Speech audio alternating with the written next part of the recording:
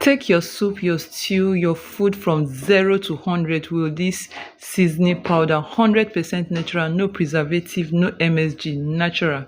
Hi beautiful people, let me show you how to make healthy seasoning powder for your soup, your stew, anything you're using at all, you're cooking. You can use this for your food. It is healthy, it is very safe. I've been using this for over 3 months now, and I thought it wise to teach you, and I got this recipe from Herbs and Herb from on Instagram. So I'm giving credit to her. I have 1/4 cup of cayenne pepper. Cayenne pepper is shombo. And I have 1/4 cup of sea salt. And I also have lake salt. It is called lake salt. So I bought it from people selling agbo.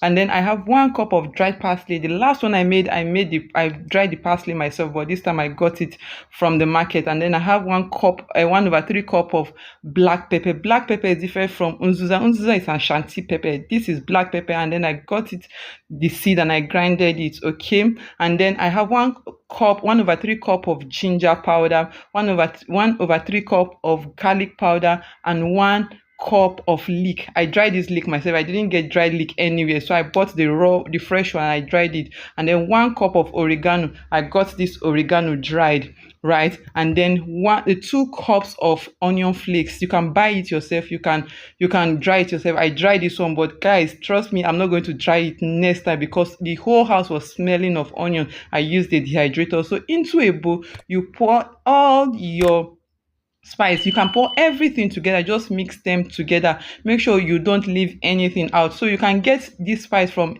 the people that sells herb. I got mine from my 12 market.